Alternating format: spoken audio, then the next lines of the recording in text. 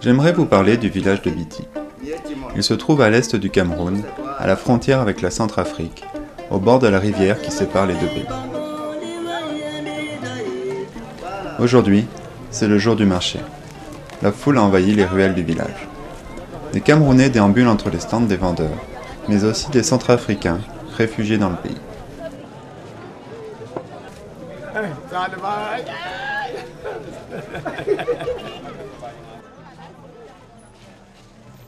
En effet, les Mbohoro, éleveurs nomades, ont fui les violences dont ils étaient victimes en Centrafrique. Hier riches éleveurs, ils ont tout perdu et se retrouvent aujourd'hui, au Cameroun, sans rien. Leur troupeau de bœufs pillé par les bandits. Pourtant à Biti, pas de camp de réfugiés. Centrafricains et Camerounais vivent ensemble.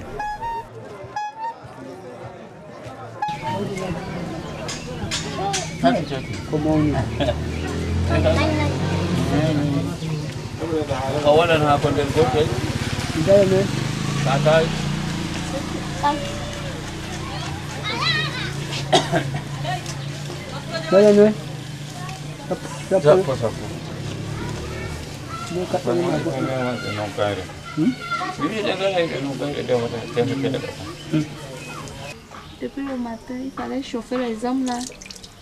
Tu as chauffé les hommes depuis ce matin? Oui, parce que depuis là, c'était fort. Comment ça? Ils ne venaient plus nombreux. Il fallait vraiment voir les ados pour qu'aujourd'hui, on essaie de faire le maximum de travaux. Bon, ça a marché? Oui, ça a marché. Ayant perdu leur bétail, les réfugiés Mbororo se sont sédentarisés et pratiquent aujourd'hui l'agriculture pour survivre. Le passage obligé d'éleveur à cultivateur est difficile. Je travaille pour une ONG française, Première Urgence, et nous appuyons les réfugiés dans la culture de légumes et de manioc, avec des conseils et la distribution d'outils. Janine et Liliane sont des monitrices de l'ONG. Elles vivent en permanence à Biti et accompagnent au quotidien les réfugiés. Aujourd'hui, elles réceptionnent un chargement de boutures de manioc pour la mise en place d'un champ.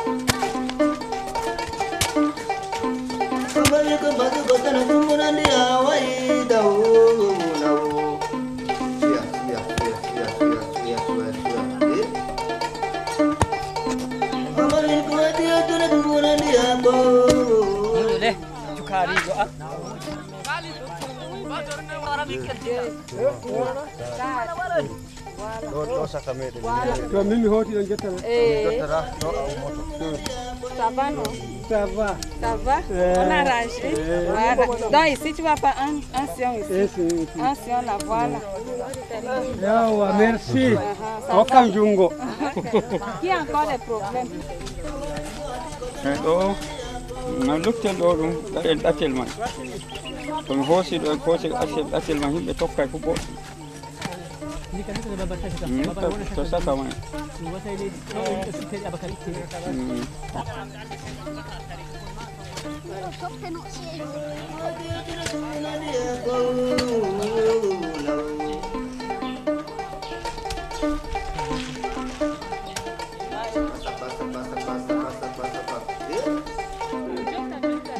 Jonta ni to anka hutan nana sara bi yida yi ko babal o bi o yida yi ko babal banni to ka Allah kam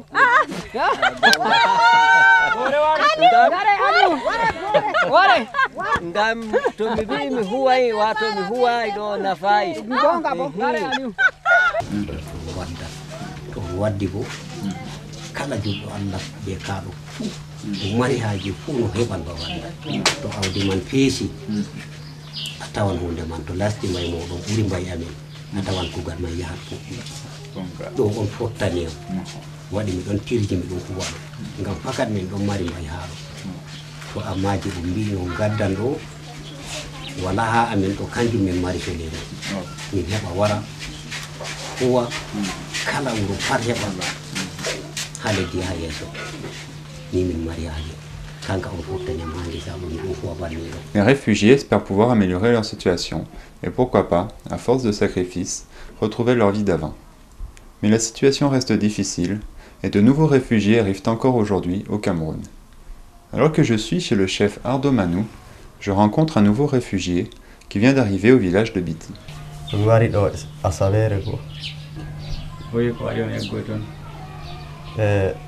Problème ɗuuɗi ha Centrafrique man aku jason ɗuuɗi way bana eɗen billa ɗumen illa weelo kono tum mankata tum haɓre hiite nder wuro way ɓe nayi mon funa nayi wala ne jinni ha nder probléme jargina mi wari kam mi ɗaɓɓita wallinde ha ba ko wallita to wari banni min jaɓɓomo min ƴamtira be maako to o woodi ɗiɗaaji e min goodidama min ɓidditamo eyyi jotta ɗo to min tawi babal may min ɗon ndema sosey ndemri may ɗon ɓenda ɓikkoya min ɗon jangga min lorata to janngirde ɗon ɓoosi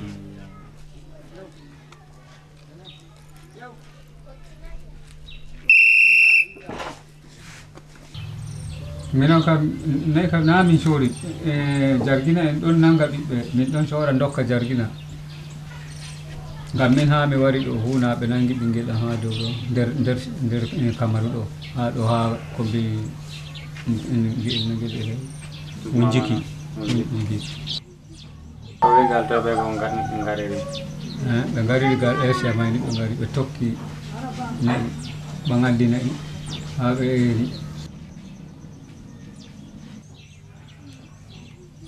jemma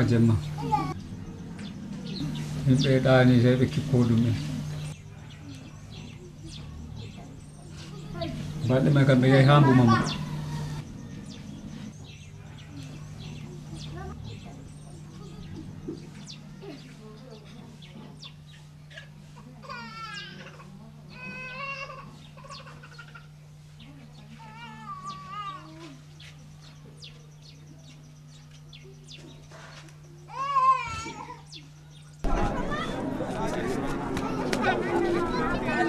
Au marché à bétail, je retrouve le chef Ardon Gueda qui se souvient de l'époque où, grâce à leurs importants troupeaux de bœufs, les Mbororo étaient de riches éleveurs.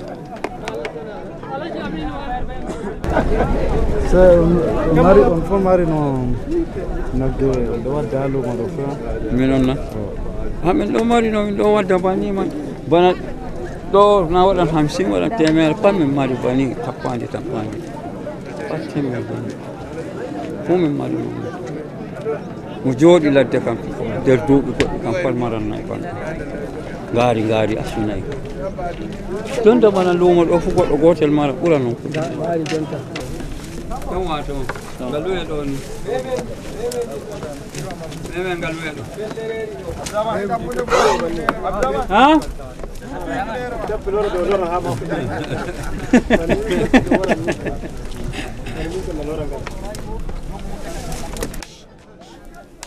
Il y a beaucoup de monde au marché à Biti.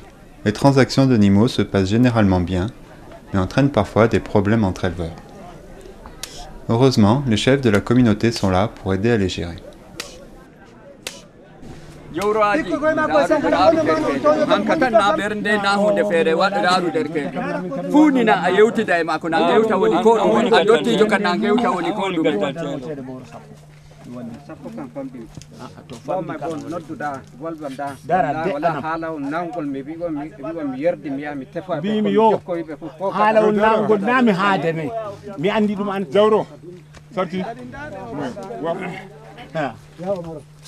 e to mi yarno ka sandarma min ka hoyanno mo jandarma mo waddo ya nagge kabur to joni kaso o dow modo non fu na gonga gidda to a yahruno ka jandarma joni mo waddo ya nagge kaso o dow maada kay kadi jandarma jahruno da kande de paydum mo wadno jandarma fu a hokkitay mo na antan acarka wala mo wada juldo be kefeeru wala mo meeda wadgo acarka an kam onu kan darotire taw woni kamay kam min kam sarki komi yiɗi nanu min lornamo dépasse na ɓernde sam nanu ni ko dala sarki min da mawɓe a woni na andi ɓe geti kona ha ton mi tawi mo heeci keña mo yewti ɓe oɗo 40 000 mo hokki jomum nagge may mo waddanamo nagge useni fuu ngam mo vurta nder haala da nagge may be Les discussions vont continuer, mais une solution sera trouvée, personne n'ayant vraiment envie de porter ce problème à la gendarmerie. Les Mbororo ne parlent pas français, et ils évitent d'avoir affaire avec les autorités officielles qui profitent de leur mauvaise connaissance des lois et essaient souvent de leur estorquer de l'argent.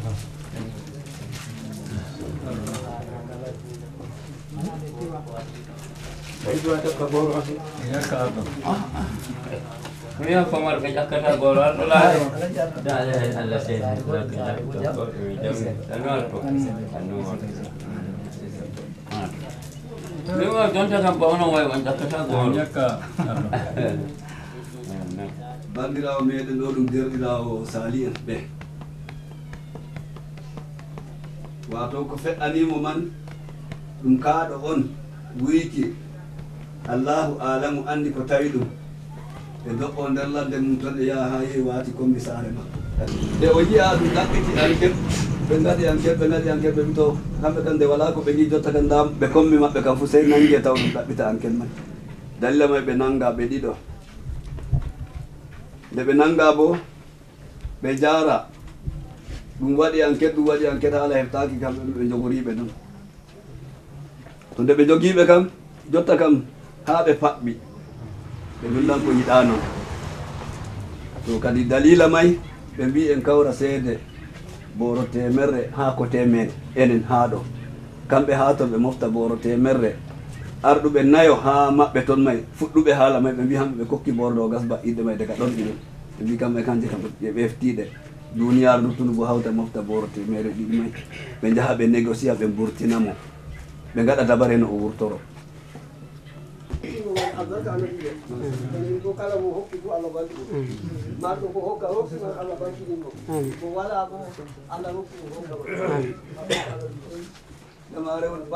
Le lendemain, je rencontre un notable camerounais, Maolodou. Il était présent lors de l'arrivée des premiers réfugiés centrafricains dans son village et il souhaite me parler des tensions qui existent entre Camerounais et réfugiés. Et il y a la population pauvre qui s'est ravitaillée, qui trouvait leur pain quotidien à travers la vente de bois. Et ces réfugiés sont arrivés, ils se sont lancés tellement dans ces recherches de bois à vendre les bois et les pauvres qui se débrouillent avec non plus moyens de vendre pour eux et ils n'arrivent plus à rejoindre les débuts. Et aussi au problème de l'éducation. Il y a aussi un problème là-bas, l'éducation. Avant l'arrivée des réfugiés, on avait à peine 600 élèves dans notre école publique. Le taux est monté, nous sommes à plus de 1400 élèves et avec 3 salles de classe. Maolodou connaît la difficulté de s'aimer lorsque l'on fait partie de deux ethnies différentes, car il est lui-même marié avec Nafi, une jeune réfugiée. Je voulais placer leur histoire d'amour au cœur de mon film, mais la réponse que me fit Maolodou changea quelque peu mes plans. Parfois c'est un peu difficile pour se marier entre deux ethnies différentes. Et bon, au départ, les autres ne voulaient pas surtout marier des femmes Bororo qui disaient que ceux-là ils n'ont pas une bonne éducation, ils ne savent pas, ils n'ont pas fréquenté, ils n'ont pas fait cela. Bon. Et avec le développement, avec le temps, nous avons, moi personnellement, j'ai trouvé cette femme, elle pouvait répondre à mes besoins et je me suis contenté de ça.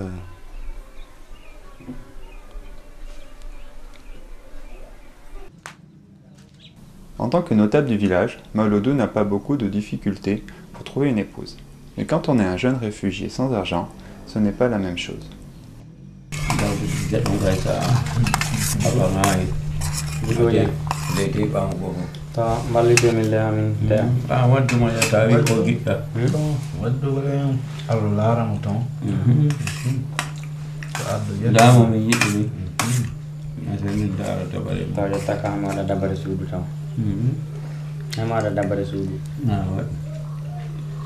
Wodi babal kana.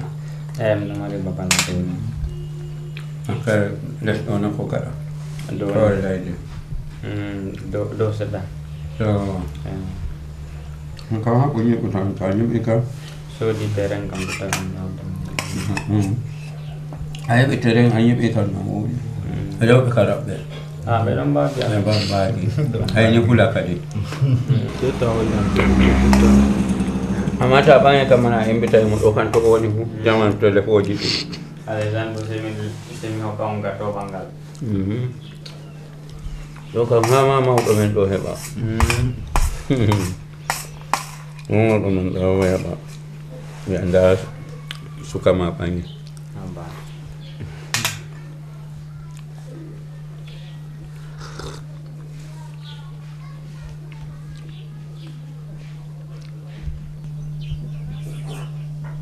Maolodou a plusieurs femmes, mais Nafi a réussi à résoudre ce problème et à rester la seule à la maison.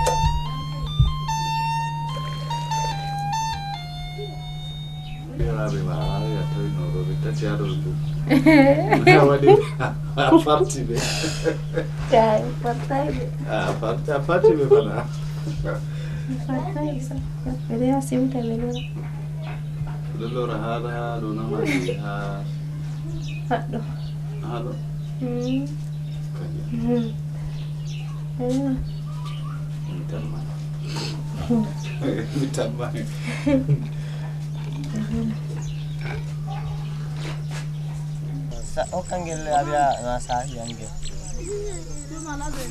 Songia ya. Mami ro. Alida ngada. Agina ro. Data wa. Nyami ya. Filme. Vite wala. Encam. Untuna filme. Es que ahora untuna filme. Mimi mahal ma ndok oda. Agina ro. Ini wonya ka. Allah hadana.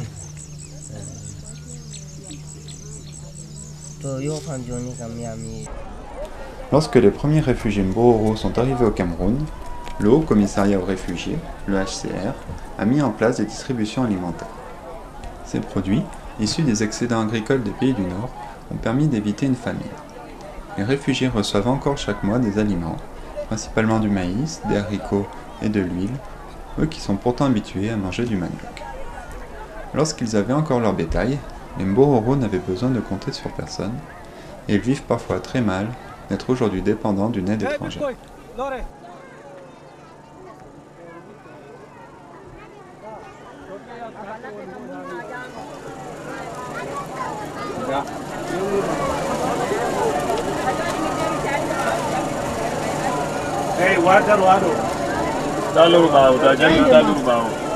Taw hosu mo liya wadda to nan gondir ɓeɗo ɗo aya wadda goro gotel nder maɓɓe amma ɓe taake ha ɓe pat maɓɓe ɗo ɓe kemi yugo ɗum bo hangol bo ko kini fu en jaɓergol ngal 5-1 to kana diga fajiri mi yecci mana diga fajiri mi yecci ma tefu goddo gotel nder yimbe do wadda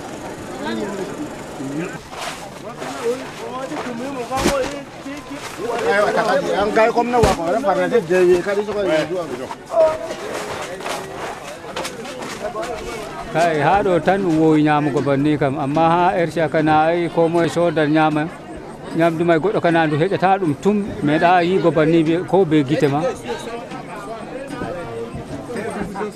Pourquoi on ne distribue pas de manioc alors qu'ils mangent du manioc d'habitude? Oui, le manioc, on ne peut pas en avoir en quantité et ça n'a pas beaucoup d'éléments nutritifs surtout. C'est pas riche en énergie. Voilà pourquoi nous avons préféré le maïs que le manioc. WhatsApp.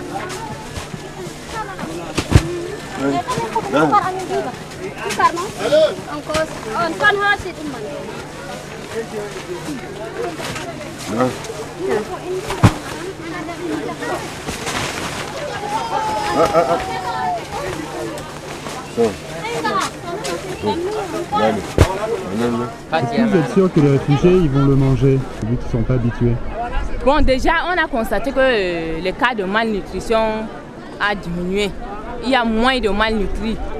Ça veut dire qu'ils sont en train de manger.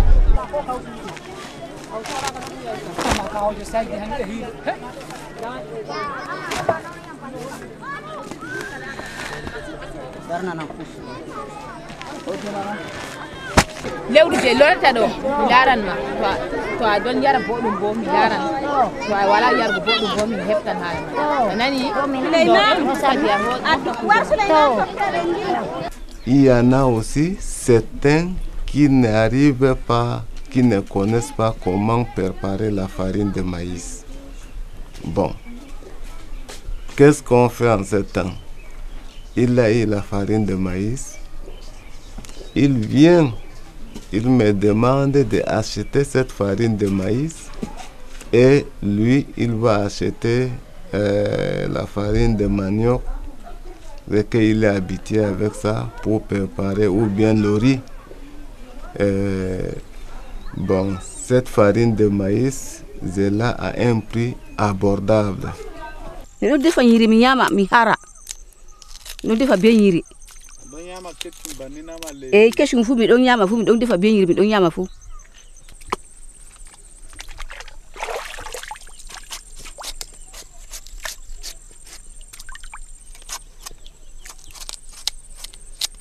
ko fotti mi mon ha to fotti nam mi huwi mi hebi ko mi nyamata bingelam mi huwi mi nyami to mi nani velo warbi ita ha ko mi defa mi nyaman. De nombreuses femmes du village, réfugiées comme camerounaises, participent ainsi aux champs que nous avons aidé à mettre en place. Cela leur permet de produire une partie de leur alimentation et de gagner un peu d'argent avec la vente des excédents. Aujourd'hui, nous retrouvons le chef Ardo Manou pour nous aider à résoudre des conflits entre certaines femmes du champ.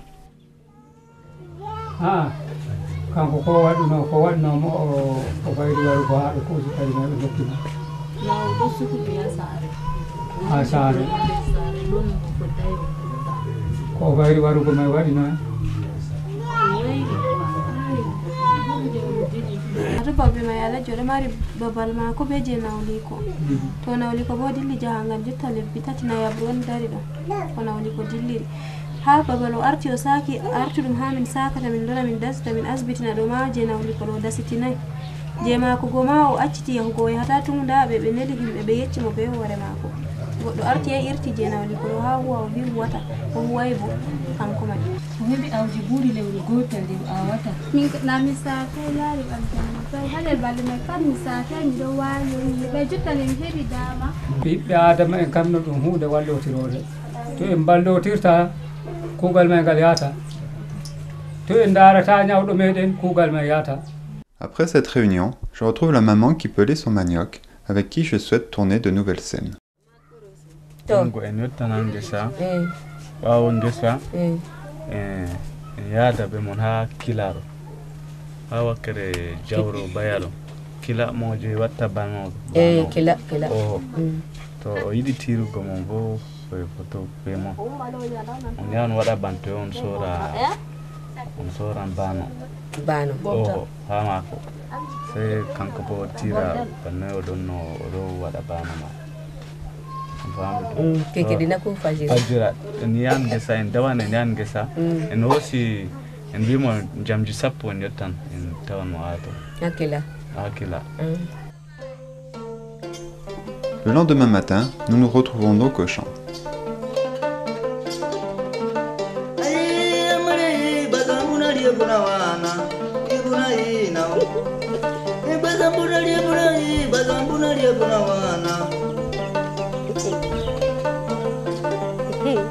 Na bingelam na debi ali ne faransé kam mi hota mi nyala hato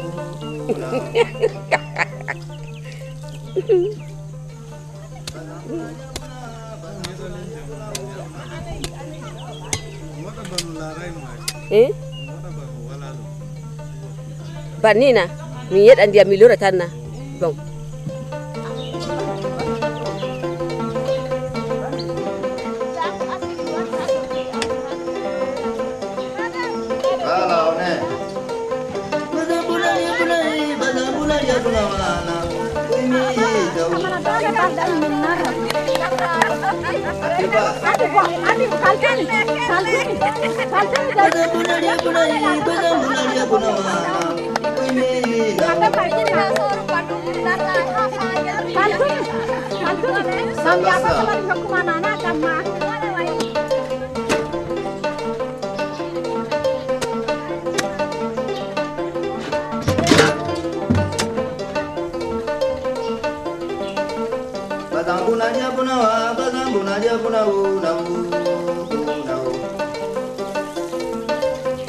Elle ne vient pas simplement pour cultiver, c'est un lieu, je peux dire, de retrouvailles.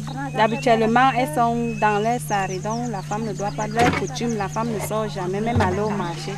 Donc c'est le champ qui fait en sorte qu'elles se retrouvent ensemble, elles causent, le tout est de rien. Chacun peut soumettre ses problèmes à sa copine, et ainsi de suite. Et travailler aussi ensemble. Elles n'avaient jamais travaillé ensemble. Ce chant-ci a amené les gens à travailler ensemble.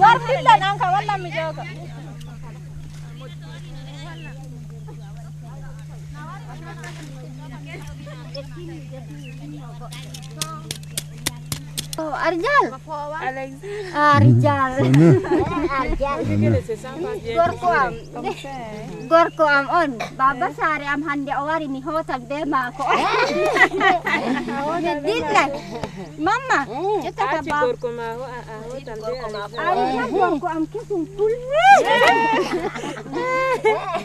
Komi wakta je hi inga do. Mi je kesu. Kai. Lorsque l'on tourne un film documentaire, ça ne sert à rien de prévoir les scènes à l'avance, parce que rien ne se passe jamais comme prévu.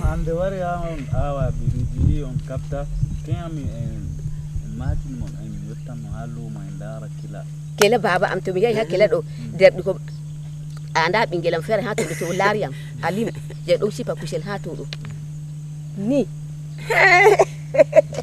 kusa ne bay to mi yahi mi holi to himbe nan wi alim dar ko dada ma do huwa ha to o turtan be am bo fahim. Mais dans tout bon film documentaire qui se déroule dans un village africain, il y a forcément une scène avec le forgeron, et je n'ose pas déroger à ce cliché. Je termine ma journée, comme bien souvent, par une longue discussion chez Ardo Manou. Il me pose aujourd'hui des questions auxquelles j'ai bien du mal à répondre. To fayin kamɓe ma min giɓe mbiɗo jawdi e ngam ɗume useni ƴammumo banni nasara en e giiɗo bana diyama en ɓe ɗon ɗaɓɓita kuujeji bana lor en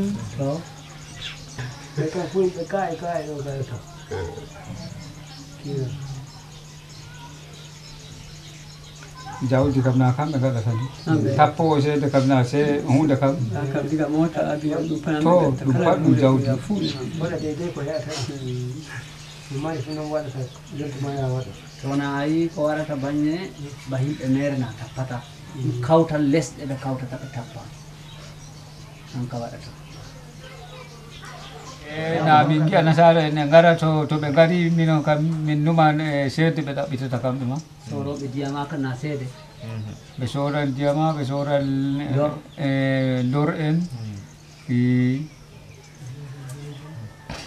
ena ndiyam kam aɗa jamjati kuujeji ɗi fof ko ha avion ɓe gatta ɗo jamɗeji kuuje panal ɗum nastay ordinateur en ɓe ɓoninta ɓe ndiyama nasta kuujeji may fof ndiyama e nasta nder ɗon ordinateur awnaɗi ɗo pat ɗi jeyeten ɗo ɗum pat ɗum hanjum lorde ndiyama hanjum ɓe gaɗinta ɗum famɗi seede ɗum na ɓe moftay ɗum ɗum ɗuuɗa na ɗum gotel woto ɓe moftay ɗum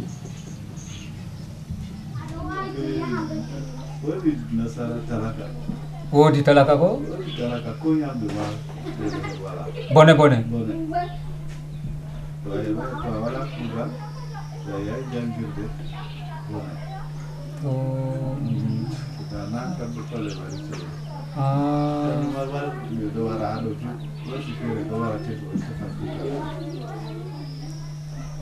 minon kam na min mbiya nasara kam pat seede saɗa ha muɗum ɓe faami talaka ka wala ha wala affaire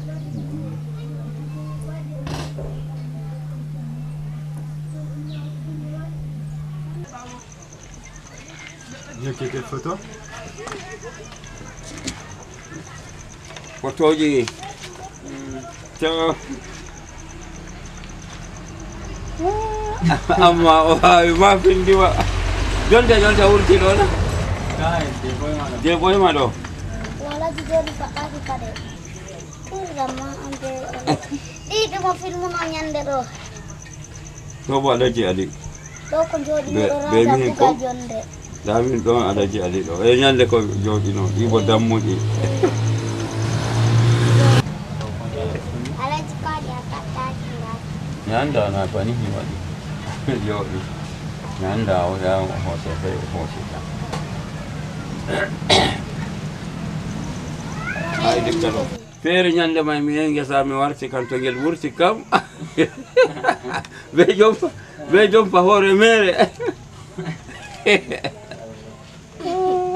Ana hebi anasti de wuro awala de heji. To so je nangima.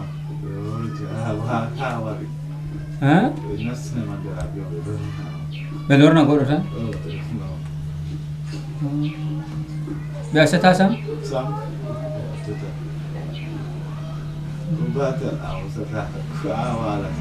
fuu ko a wardino be kuuje fuu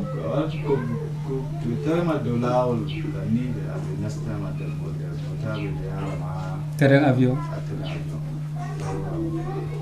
ha leddi ma to ɓe huule ngam ɗume ta waɗano en